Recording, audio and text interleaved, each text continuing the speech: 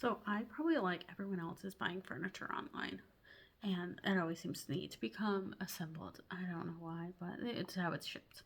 So I'm always using those little Allen keys, and I really hate them because one, I feel like I never can get them as tight as I want, and it takes forever sometimes. So that's why I picked up this set of 21-bit hex bit set. What I really like about this, they do make like those hex keys, but I find this is so much easier because I can actually just put them in my drill. As you can see, this comes with a lot. It comes with 10 of the metric and 10 of the say bits. So as you can see, these are all super nicely labeled to tell you what size. Obviously, never able to figure out which size, so I just kind of try whichever size works, and that's what I go by.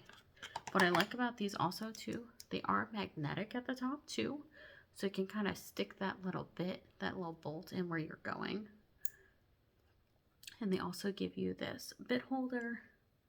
So I find this is super easy too, especially if you're like changing bits in and out, that you can kind of just pull it up.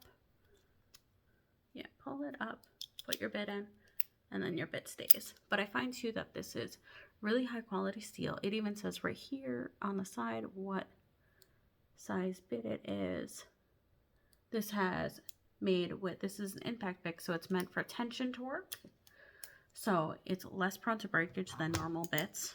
And I find that it even comes with this super nice carrying case. I can kind of throw this in and keep everything nice and organized, which I love. And then pull it out when I need it. So whenever I'm ready to get all my furniture put together, and even I've already used this one to assemble one of my counter stools. As you could see, there's no wear and tear on it, but the bit looks super nice. And this you could just put right in your drill too if you need to, but I found that this was amazing and really cut my time of putting furniture together by like 3/4. It really cut down the time. So if you're looking for bits, this is definitely one you need.